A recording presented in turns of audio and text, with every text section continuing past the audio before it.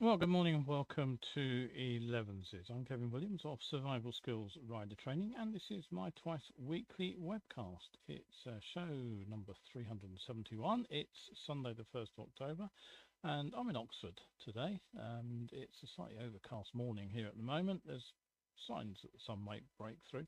It's not been quite the nice weekend that we were hoping for. Anyway, got a fairly packed show for you today. We are looking at the Tory Plan for motorists who want to reverse anti-driver measures, or at least that's what they call them. Cambridge has apparently shelved its sustainable travel zone. There is a fire going on at a Tesla energy storage centre. It's being left to burn out. In Queensland, a driver in Sydney has been charged with a road rage sideswipe on a biker. And in Hackney, there's been a silent protest over the bike charging proposals for parking motorcycles in the borough.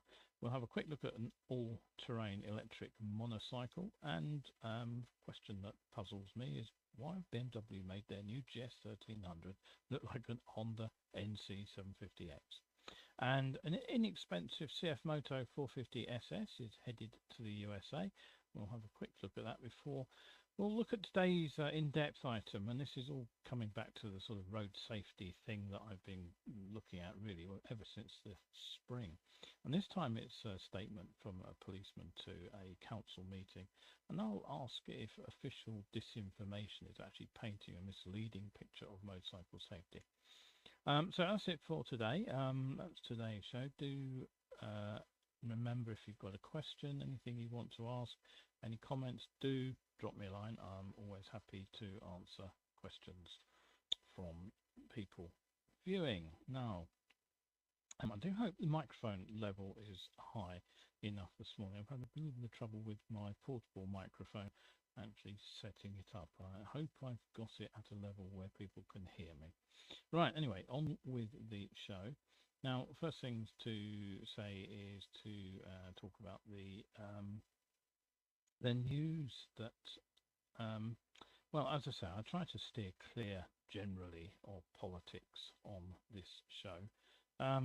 But the fact is that the Tories are now turning the roads into a political hot potato, and they are starting to act as the party that they claim supports personal road use. Now, according to reports in a number of papers, the government are preparing to curb English councils' powers to introduce what they are calling anti-terrorist measures. Now, in July, Rishi Sunak pledged to crack down on anti-motorist policies, and he's now reportedly unveiling a new populist plan for motorists at the forthcoming Tory conference in Manchester.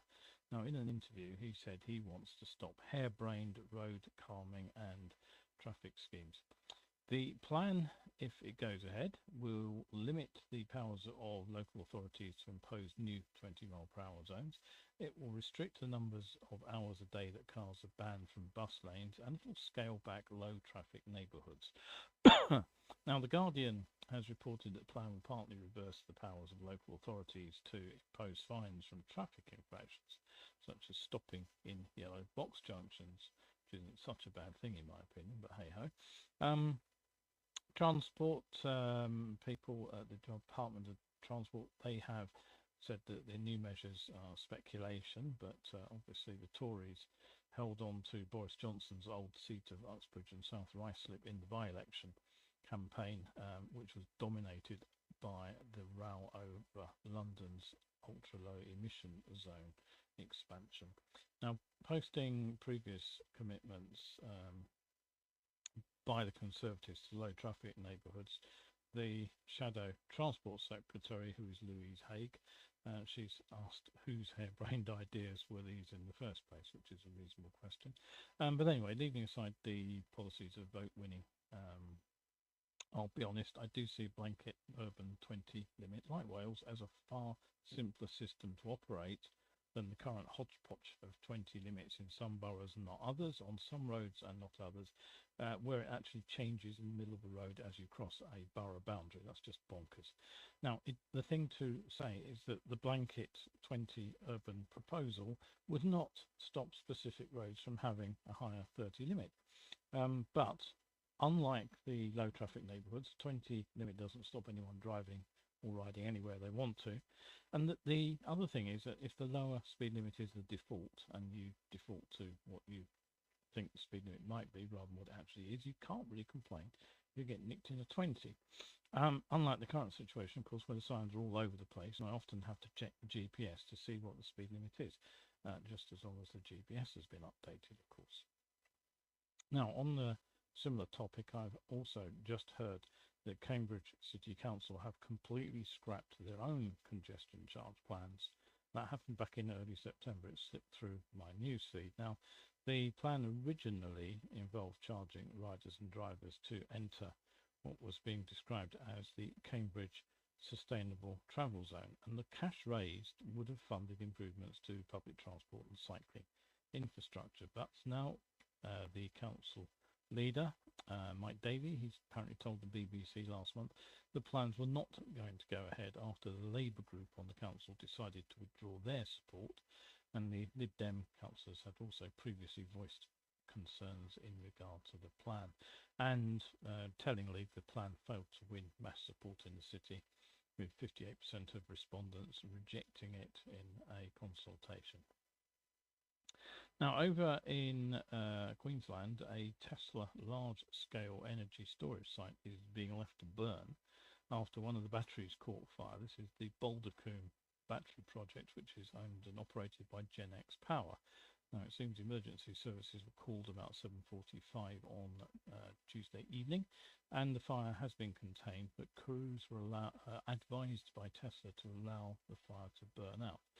GenX said no one was on the site at the time of the incident, but authorities have warned nearby residents to stay indoors and avoid hazardous fumes. The cause of the fire, which it said could burn for days, is being investigated. Now, currently, predictably really, there was a slew of negative comment about the dangers of battery-powered energy storage facilities generally, but also electric cars, of course. But a professor of future urban mobility at Swinburne University of Technology, one Hussein Dia, he's studied the rates of fires in electric vehicles, and he actually says they're very rare compared with petrol-engined vehicles. He says the rate is actually 80 times higher for internal combustion engined vehicles rather than electric vehicles. But he did say that electric vehicle fires could be difficult to put out and can burn for hours or days. Now, also in Australia, police have released the dashcam footage of a horrifying road rage incident. Now, this involved a motorcycle and an Audi TT on the Hume Highway in the Sydney area. Now, the attack happened last Saturday, and the driver has been charged and had his licence suspended. But basically, the video showed the Audi accelerating up beside the motorcycle and then swerving to deliberately hit it, and the fallen rider and the bike were sent hurtling across 4 lanes of traffic before they fetched up against the central barrier. Now, several motorists did pull over. They rushed to help the motorcyclist, who did apparently sustain injuries in the crash. He was treated at the scene by paramedics and then taken to hospital, where he's said to be in a stable condition. After initially leaving the scene, the driver of the Audi did return. He was 55 years old. He gave a negative breath test, but he has been charged with driving recklessly or furiously, or in a speed or a manner that's dangerous, and causing bodily harm by misconduct in charge of a motor vehicle. That's a tongue-twisty charges there, and he will appear in court in November.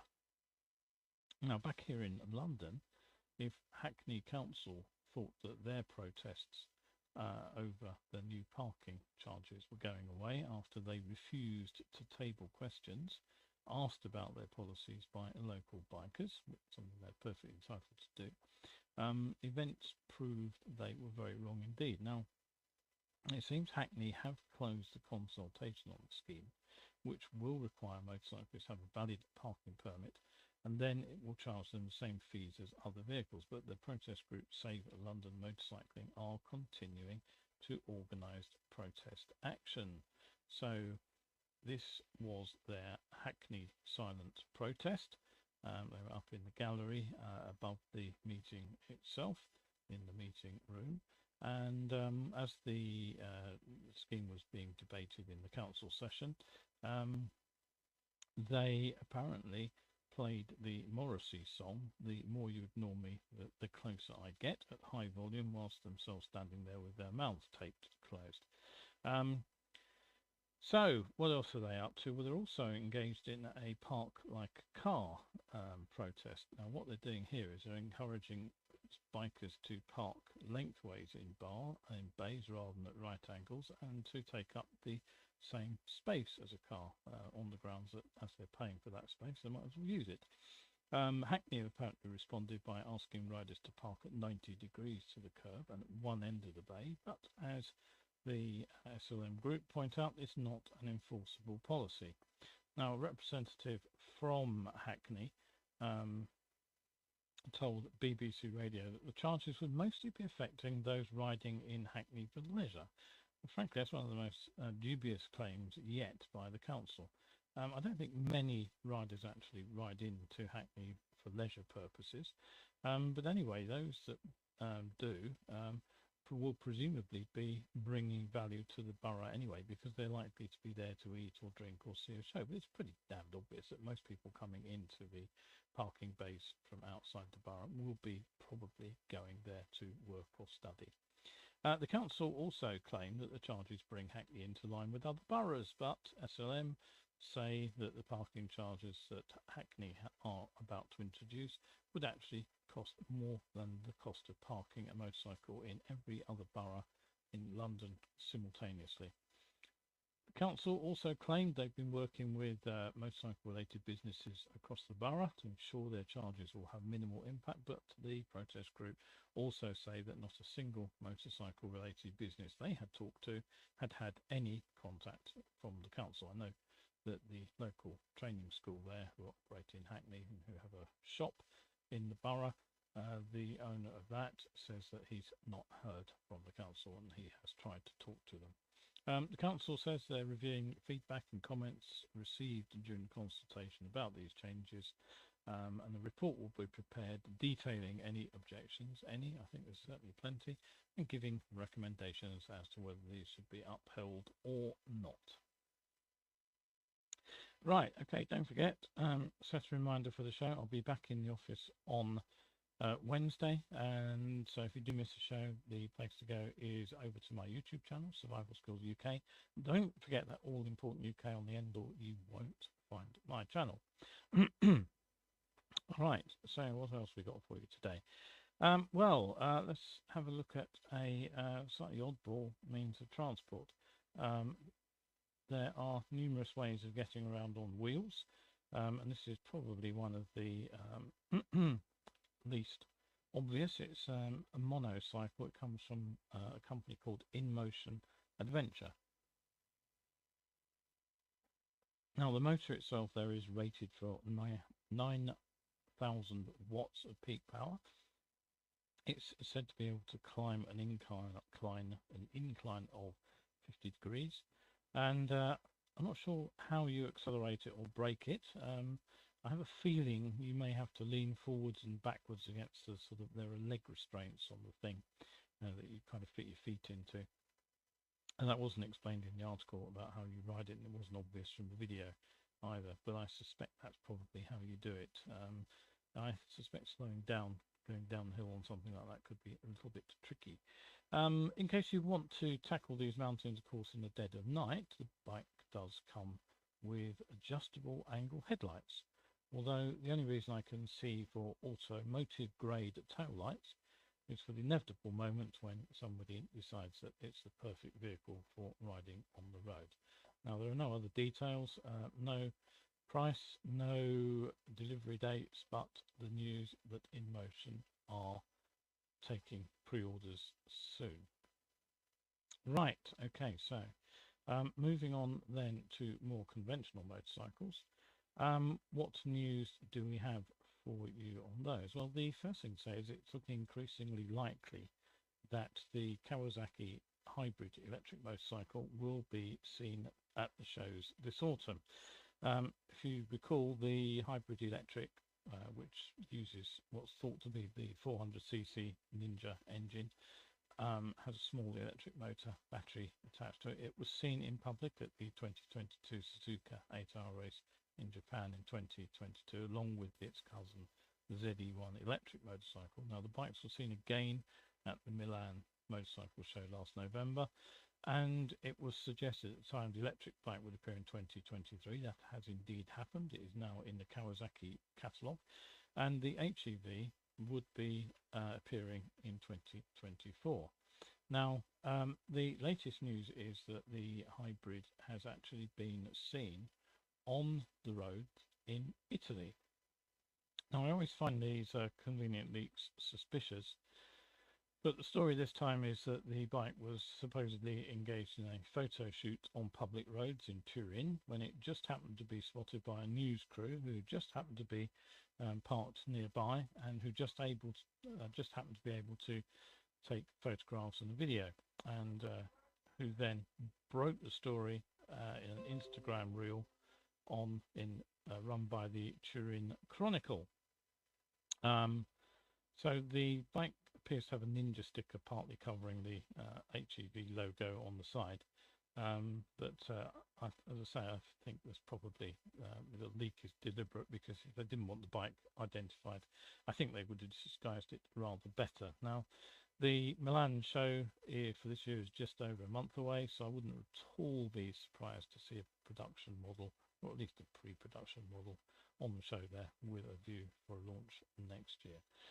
Kevin's looked in. Good morning, Kevin. Nice to see you there. I hope you enjoyed your ride. It's a reasonable morning here. It's certainly dry and mild. Now, if you're interested in the new BMW motorcycle, have a look at this picture and see if you can identify what it is. I'll just zoom in on that for you. It's the top half of the bike, obviously enough. But what actually is it? Can you tell from that picture?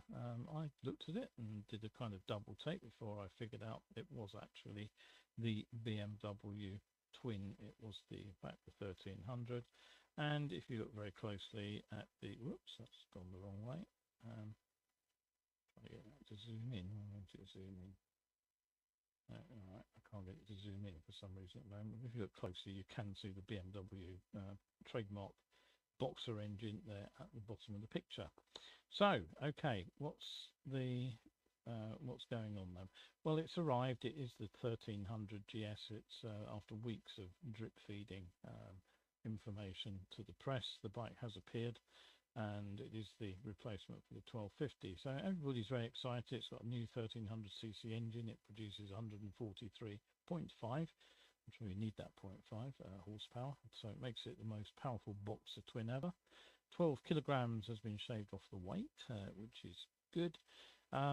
Rather less appealing, I guess, for most people will be the 15,990 starting price. I haven't even begun to calculate what the obligatory add-on packages will cost, like the luggage.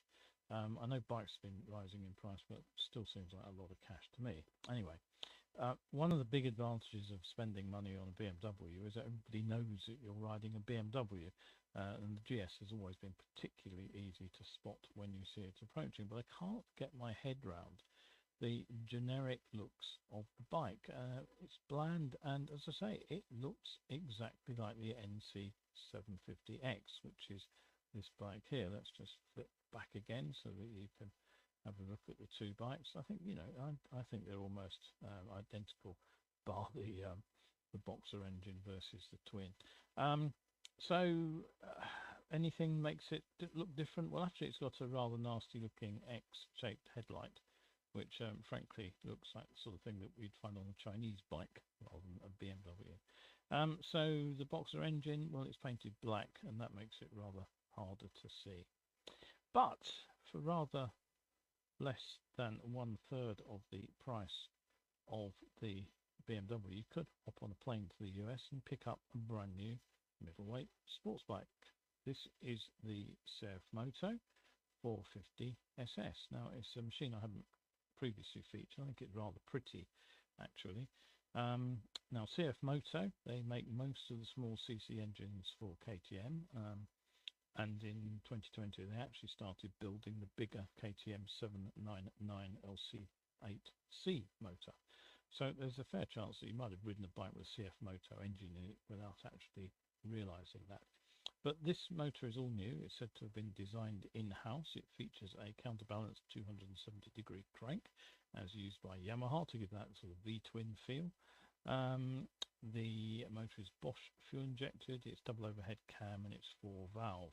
Now, the 450cc motor produces claimed crank horsepower 50 horsepower at 9,500. Red lines at a fairly conservative 10,000 RPM. Maximum torque 28.8 pound-feet at 7.6. That's delivered by a slipper clutch, 6-speed gearbox, all the usual stuff. Should be reasonably punchy if the gearing's right. Now, seat height's 31 inches. And even with 38 US gallons on board, that's 14.4 litres or 3.2 imperial. It's a pretty nimble 370 pounds or 168 kilograms. Now, the weight is presumably helped by the frame, which is a chromoly steel trellis. They're usually quite light steel trellis frames. Front tyres are fairly skinny 110/70/17. 37mm inverted but non-adjustable forks. The rear is 150/60/17, and that comes with a rising rate rear suspension, not just a straight push. It's got the rising rate linkage in it, but you get a preload only adjustable shock, so you probably upgrade that quite nicely. You probably want to ditch the CST Adreno tyres fairly soon too. It's the only tyre I've used in the last 20 years. That actually scared me. Brembo, they supply the calipers, radials up front on the single disc, single piston rear, and dual channel ABS from Continental, another German company there. Brake and clutch levers are both adjustable. That's something often missed out on the more budget machines. LED lighting all round, twin headlights, front end indicators, interestingly, are integrated into the mirrors, which in some ways makes for cleaner fairing. It does mean that the mirrors will be a lot more expensive if you manage to break one. Now, the rider information is handled by the now standard 5-inch full-colour TFT display. That displays Bluetooth and turn-by-turn directions if you have the CFMoto phone app. No ride modes, but the display does show you speed, tacho, temperature, coolant and air, trip and odometer, and you get fuel level, gear position and music track info if you need to use it. Now, apart from music, the second innovation or gimmick, depending on your perspective, is that the gear shifter can be reversed from a normal road pattern, which is the up for up, down for down, to a reversed race pattern where down is up and up is down. And you can do that just by undoing one bolt on the shifter arm there that you can see it, and you can move it to the blank hole that you can see on the other side of the pivot point for the gear shifter itself. The second gimmick innovation is that the front of the fairing features winglets. They're said to provide up to 1.6 times the downforce at elevated speeds. Now, I'm not sure that with 50 horsepower on tap you're going to be getting particularly elevated speeds, probably about 115 miles per hour or so flat out. So whether they'll work or not is anybody's guess. Stateside price $5,495, which means it's a little more powerful and a little cheaper than Kawasaki's own Ninja 400 Twin, which is $5,599 at the moment. Now, will we see it in the UK? Hard to say. CFMoto do have a range of bikes over here, but this isn't in it at the moment. If it did, the US dollar equivalent would be about 4,500. But since the Ninja is just over 6k here, I guess the CFMoto price would be probably about £500 cheaper, 5.5 or something like that. One final observation: it seems the US are actually seeing Chinese motorcycles we're not getting here in the UK. Now, I know the US is a much bigger market than the UK, but it's interesting because it was the loss of the lucrative American market to then newfangled Japanese machines that brought down the UK bike industry in the late 60s and early 70s.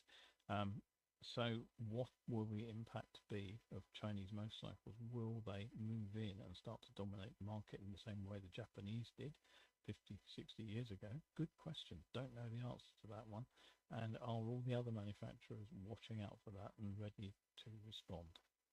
I'd be interested in your comments on that. Kevin has looked in and he says, functional but aesthetically debatable front headlamp on the 1300 GS. Yes, I don't like it either.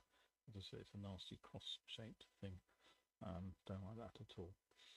Right, okay, so over to today's in-depth item. Now, popping up in my news feed this week, there were two stories which actually interweave in an interesting way, because it does show how motorcycling suffers a public perception problem.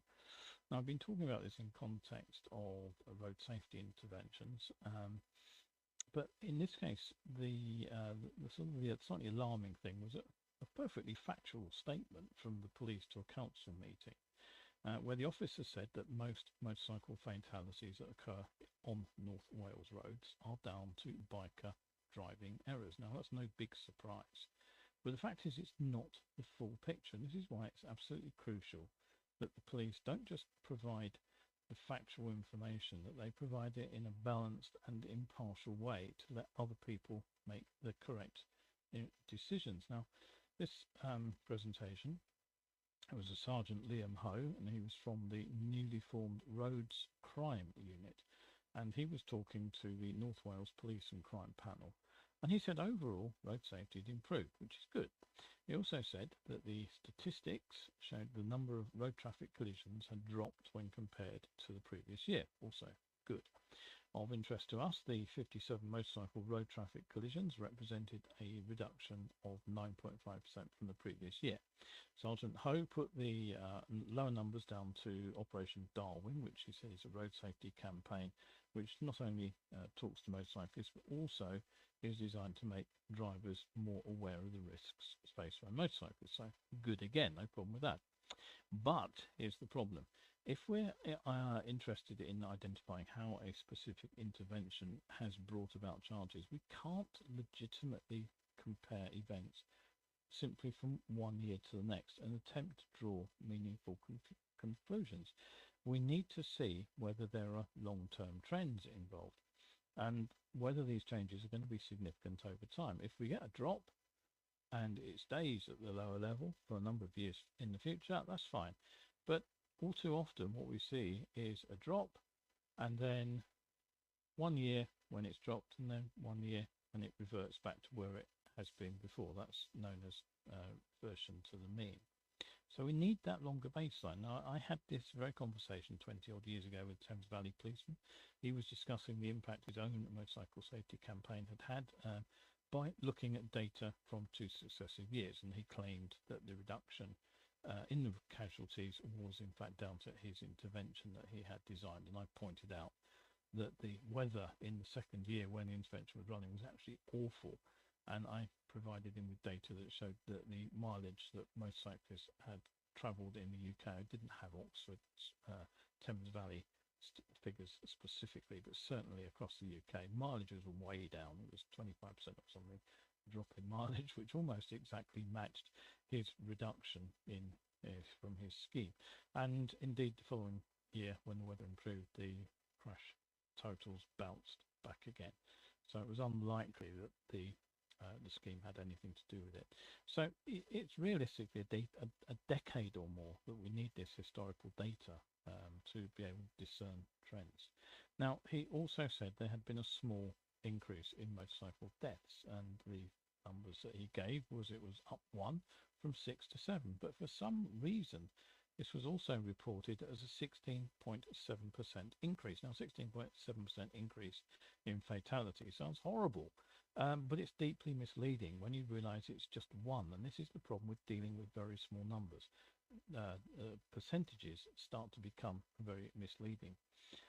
Now, of the other statements, one of the things he said was, of the 7 fatal collisions we've had this year, 6 haven't involved another vehicle.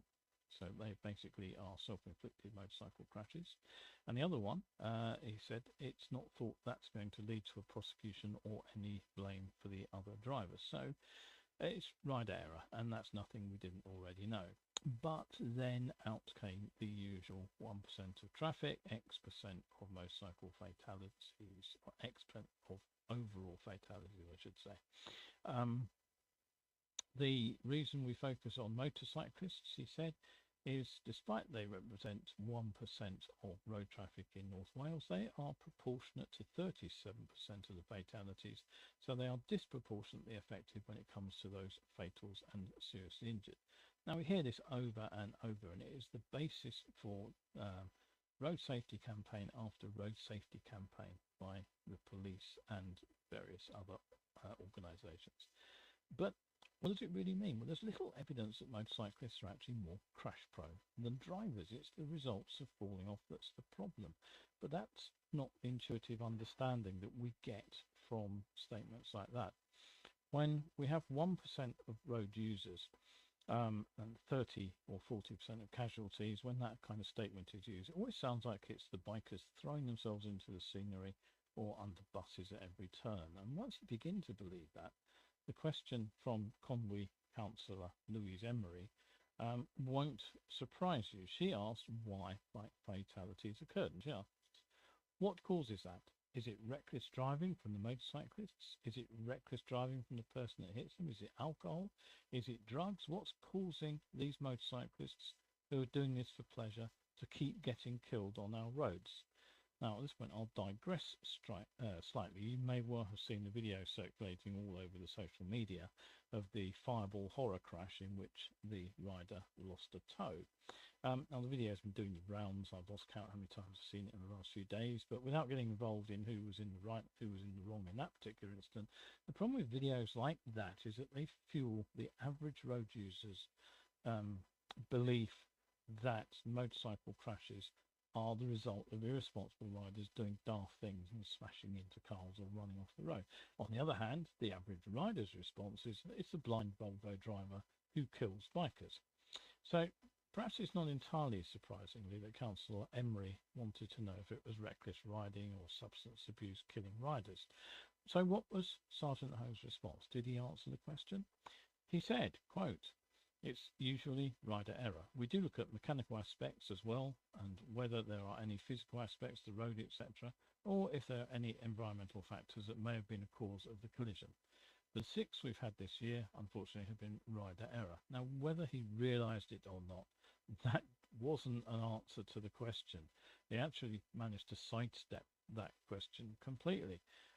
Why? I don't know. But the answer should have been simple enough to respond to. He could have said that drivers are sitting in a big solid box that doesn't generally fall over, and when drivers do make a mistake, they and their passengers are contained within the vehicles usually, and they have airbags all around them, so it doesn't matter, generally speaking, if the driver is a young inexperienced road user who makes a rookie error, someone speeding around the bend at high speed in a performance car who gets it wrong, or your mum and dad who are out on a Sunday afternoon bimble who just happen to bump into somebody else's mum and dad on a Sunday afternoon bimble. They are all better protected than any equivalent motorcyclist doing the same journey will ever be. Now, unfortunately, of course, when non-bikers aren't given this full picture, whether it's because of a failure to provide the right information in response to a direct question, or indirectly because they are influenced by the media and the Fireball horror crash, it's no wonder that most people tend to default to the belief that riders who crash and hurt themselves must be riding recklessly. But then the results of that actually cause us more problems, because no one actually begins to look for the real reasons the crash came about and what could be done about it. Because the rider's obviously the problem. I'll finish up with one final point. Did you notice the new unit was called the Roads Crime Unit? Now, as I've said in the past, what are we actually interested in here when we look at a vehicle collision? Are we trying to find someone to blame for the crash? That would certainly make it a crime, wouldn't it? Or are we trying to understand why the crash happened so that we can perhaps do something towards preventing similar crashes in the future and thus improving safety?